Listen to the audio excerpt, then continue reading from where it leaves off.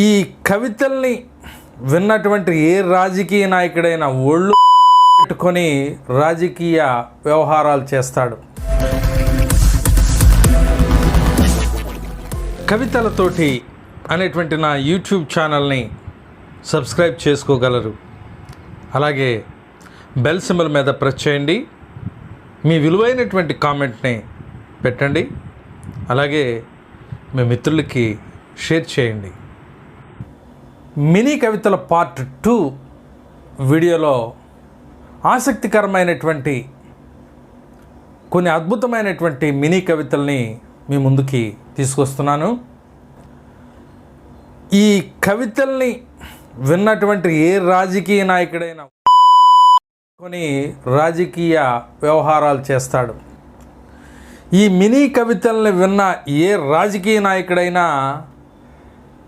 రాజకీయ నాయకుడంటే ఎలా ఉండాలని ప్రజలు కాంక్షిస్తున్నారో, రాజకీయ నాయకుల తత్వం ఎలా ఉందో, రాజకీయ రంగం ఎలా ఉందో కవులు చెప్పారో గ్రహిస్తే మంచి నాయకుడిగా అవుతాడు.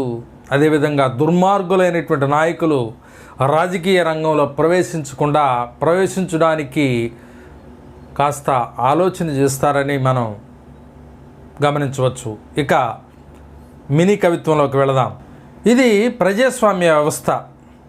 ఈ ప్రజాస్వామ్య వ్యవస్థలో అన్నీ చాలా పద్ధతిగా ప్రజల అభిష్టం మేరకు అన్నట్లుగా జరిగినా జరగాల్సినటువంటివి తెర వెనుక జరగాల్సినటువంటివి, లేకపోతే ఈ ఎన్నికల ప్రహసనంలో ప్రక్రియలో రాజకీయ పార్టీలు నాయకులు చేయాల్సినవి చేస్తూనే ఉంటారు. మొత్తంగా ప్రజల ఆమోదంతో ఎన్నిక కాబడినటువంటి నాయకులుగా, ప్రజల ఆమోదంతో ఎన్నికైనటువంటి ప్రభుత్వంగా మన ముందుకు వచ్చి ఆ విధంగా అధికారాన్ని చేపట్టి మన నెత్తిన ఎక్కి పరిపాలించేటువంటి వ్యవస్థని ఏ విధంగా ఈ ప్రహసనాన్ని ఏ విధంగా కవి చెప్పాడంటే, వైకే మూర్తి అనేటువంటి కవి, కవిత్వం పేరు బతకని బిడ్డ. 5 ఏళ్లకోసారి ఓటరు మహాశయుడవుతాడు. ఓటు పవిత్రమవుతుంది. ఓటు పెట్టె పవిత్రమవుతుంది. పవిత్ర పెట్టెకు సుఖ ప్రసవం. మృత శిశువు పేరు ప్రజాస్వామ్యం. కనుక మనం చెప్పుకునేటువంటి ప్రజాస్వామ్యం ఈ ఎలక్షన్లో ఓటేయడం, ఆ ఓట్ల లెక్కింపు, ఆ లెక్కింపు తర్వాత పలాని అభ్యర్థి పలాని పార్టీ గెలిచిందనడం, ప్రభుత్వ పాలన మొదలుపెట్టడం, ఈ ప్రాసెస్, ఈ ప్రజాస్వామ్యం మొత్తం. కవిత శీర్షిక అభివృద్ధి. కె బాలుస్వామి ఇలా అంటున్నాడు: పత్రికలో పడిన వార్త, దేశంలో వస్త్రోత్పత్తి ఈ ఏడు 2 ఎక్కువైంది. ప్రజల కోసం కాదు, పార్టీ జెండాల కోసం.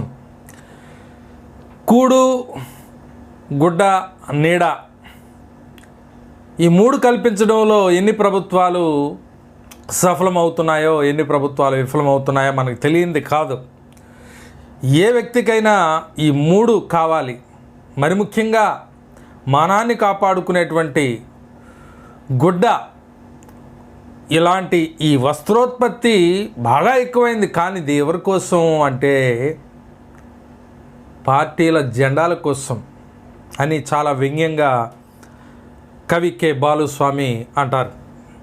నేను రాసినటువంటి మినీ కవిత. కవిత శీర్షిక అమీబాలు. పేరుకు పేదల పార్టీ, పెత్తనం మాత్రం పెద్ద కులపోడిదే. చూడండి, అది ఆర్సీఎం అందామా, కమ్యూనిస్టు పార్టీ అందామా, లేకపోతే మావోయిస్టు పార్టీ అందామా, ఇంకొకటి అందామా, పేదల కోసం అణిచివేయబడ్డ అణగానటువంటి వారి కోసం అన్నట్లు చెప్పుకునేటువంటి ఏ పార్టీలైనా, అది ధార్మికమైనది కావచ్చు, మరే ఇతరమైనటువంటి విప్లవాత్మకమైనది కావచ్చు, అందుట్లో అత్యున్నత స్థానంలో, ఆధిపత్యాన్ని వహించేటువంటి స్థానంలో, అధికారాన్ని చెలాయించే స్థానంలో ఉండేటువంటి వారు అగ్రకులాలుగా చెప్పుకునే అగ్రకులాలుగా చెప్పుకునేటువంటి వారు మాత్రమే, స్వల్ప సంఖ్యాకులైనటువంటి కులం వారు మాత్రమే ఉంటారు. నాయకుడు ఎలాంటి వాడు? నాయకుని తత్వాన్ని వసుధ బసవేశ్వరరావు అనేటువంటి కవి ఈ విధంగా చెప్పాడు. కవితా శీర్షిక నాయకుడు. ఎన్నికల ముందు తూనీగా, ఎన్నికల్లో జోరీగా, ఎన్నికలయ్యాక కందిరీగా. కనుక ఎన్నికల ముందు ప్రజలకి సేవ చేయాలి, రాజకీయ రంగంలోకి ఇచ్చేయడానికి మనం ఇప్పటి నుంచే ప్రజల యొక్క అవసరాలను బట్టి, ప్రజల యొక్క సమస్యల్ని ప్రభుత్వం దృష్టికి, అధికారుల దృష్టికి తీసుకువెళదాం అనేటువంటి ప్రజాసేవ చేసిన, ఇటువంటి అనుభవం లేకపోయినా డబ్బుంటే, సీటు కొనగలిగే డబ్బుంటే, అన్నీ సమకూరితే ఏకంగా రాజకీయ రంగంలో దూకేటువంటి ఎందరినో మనం చూసుంటాం. కనుక ఎన్నికలలోకి రాకముందు వరకు తూనీగలాగా హాయిగా స్వేచ్ఛగా వ్యవహరించినటువంటి ఒక నాయకుడు ఎన్నికల సమయంలో, ఎలక్షన్ల సమయంలో, ప్రచార సమయంలో మన చుట్టూ జోరీగలాగా తిరుగుతూ నాకే ఓటేయండి, గెలిపించండి అని ఈ విధంగా రకరకాలైనటువంటి కులాన్ని బట్టో లేకపోతే డబ్బును బట్టో రకరకాలైనటువంటి వాటిని బట్టి జోరీగలాగా తిరుగుతుంటాడు. తీరా గెలిచాక ఏదైనా పని మీద మనం వెళితే కందిరీగలాగా కొడతాడా, చాలే తర్వాత చూద్దాలే అనేసి ఈ రకమైనటువంటి వైఖరిని అవలంబించేటువంటి నాయకుల తత్వాన్ని ఈ విధంగా కవి వసుధ బసవేశ్వరరావు రాయడం జరిగింది. మరొక కవిత నాయకుడు. కవితా శీర్షిక ఇజాల మాస్కులు ధరిస్తూ, నిజాల మాటలు మరుస్తూ, కులాల కొలిమిని రగులుస్తూ, అందలానికి చేరేవాడు, అందరినీ ఆఘాతానికి తోసేవాడు. రాజకీయ రంగాన్ని విశ్లేషించినటువంటి మరొక కవి ఉదయబాబు. రాజకీయం.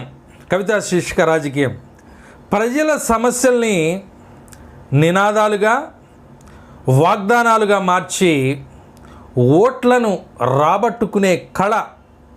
కనుక ఓట్లను రాబట్టుకునే కళే రాజకీయం అనేటువంటి ప్రసిద్ధమైనటువంటి మరొక మినీ కవిత రాజకీయ రంగానికి సంబంధించి. అలిశెట్టి ప్రభాకర్ రాసినటువంటి మినీ కవిత శీర్షిక రాజకీయం. ఒక నక్క ప్రమాణ స్వీకారం చేసిందట, ఇంకెవ్వరిని వంచనని.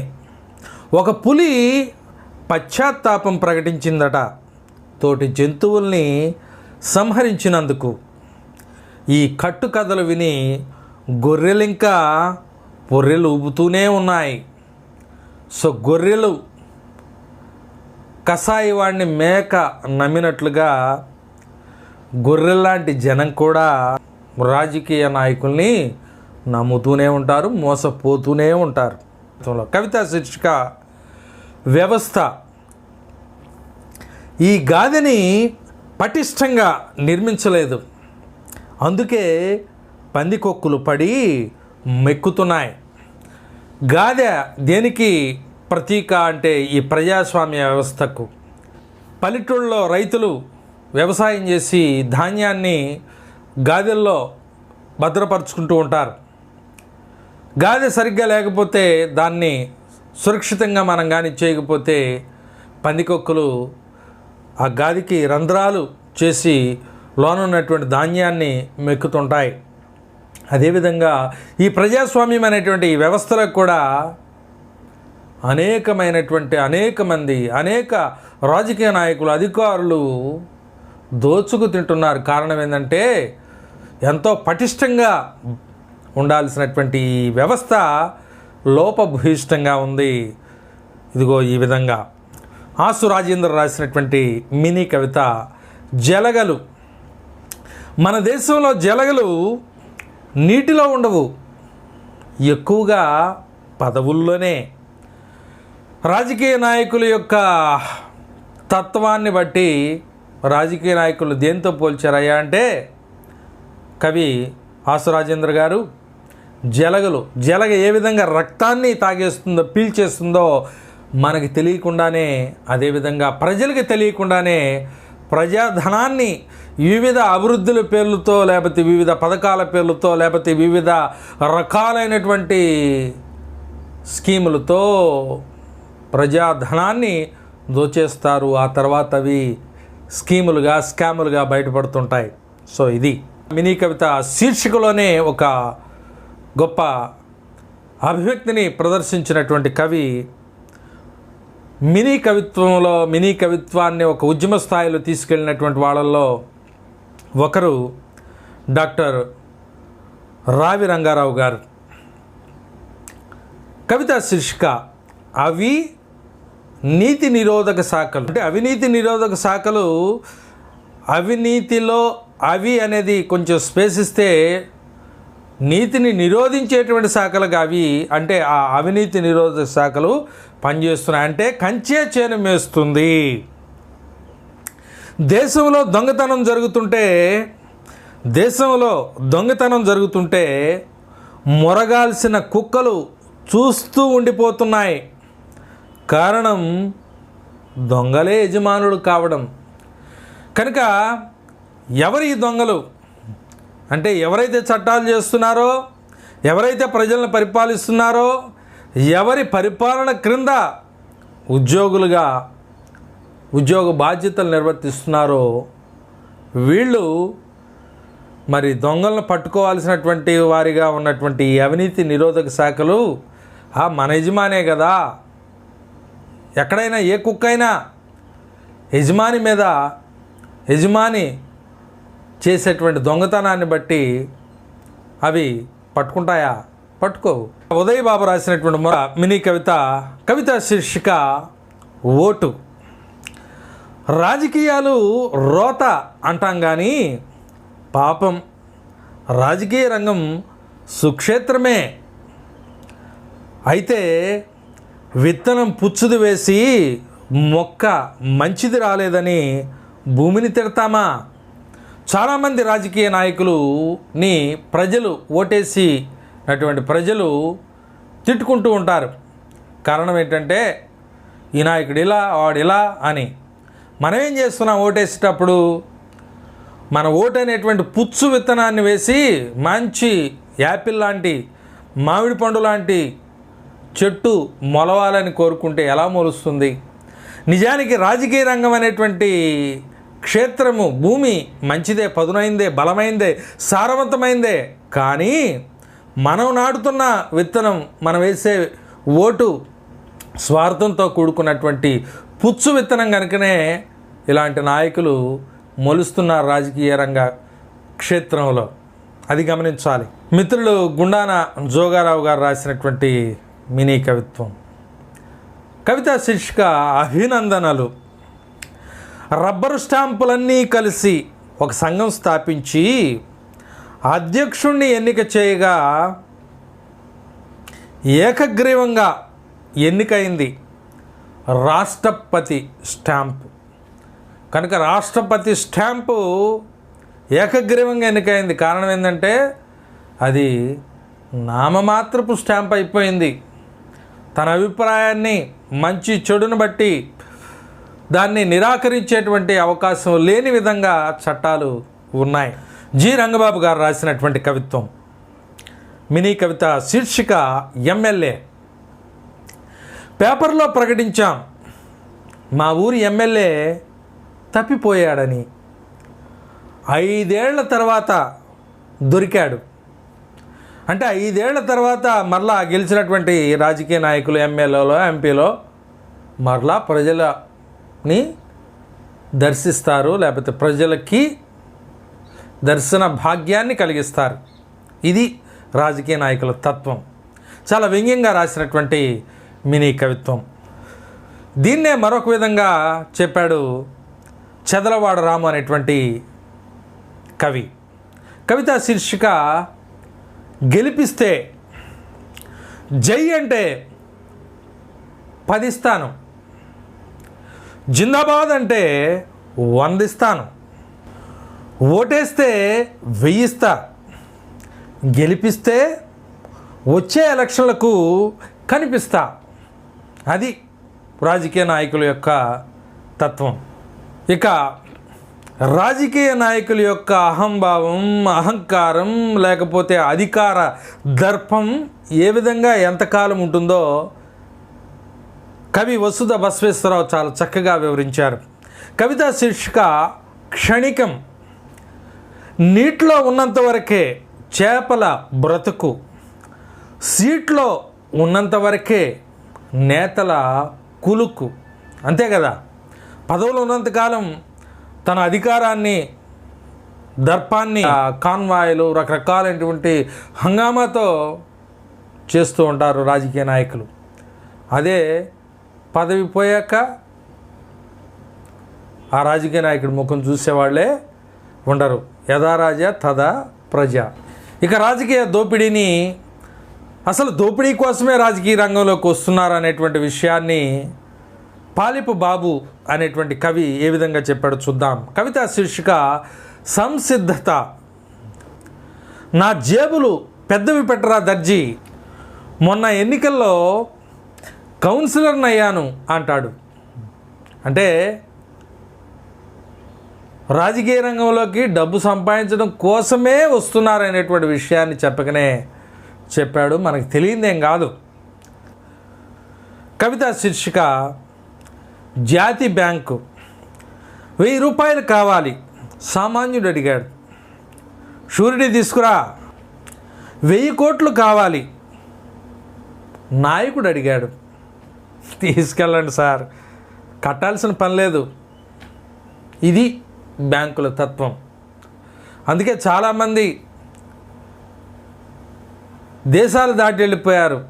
కొన్ని కోట్ల రూపాయలు జాతీయ బ్యాంకులకి కుచ్చుటోపీలు పెట్టి దేశాలు వదిలిపారి ప్రభుత్వాలు కూడా చూస్తూ ఉన్నాయి. ఎందుకంటే అంతా తమవారే.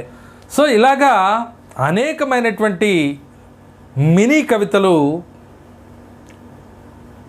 ఎవరైతే ఓటు కలిగి ఉన్నారో, ఓటు హక్కును కలిగి ఉన్నారో, ఎవరైతే నిజంగా తమని పరిపాలించాల్సినటువంటి నాయకుడు ఎలా ఉండాలని కోరుకుంటున్నారో, ఈ కవిత్వంలో చెప్పినట్లుగా ఈ రాజకీయ రంగాన్ని పరిశీలించి సరైనటువంటి అభ్యర్థిని ఎన్నుకోవాల్సినటువంటి బాధ్యత మన మీద ఉంది. అదేవిధంగా ఈ యొక్క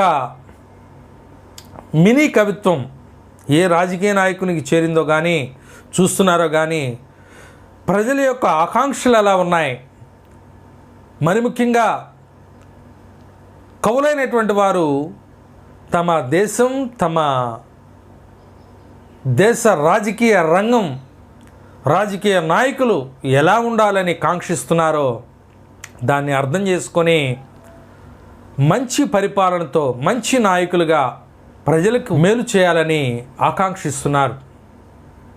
ఇది గ్రహించి మంచి రాజకీయ నాయకులుగా ఉండాలని కోరుకుంటున్నాను. ఈ వీడియో మీకు నచ్చితే మీ మిత్రులకి షేర్ చేయండి. అందరికీ ధన్యవాదాలు.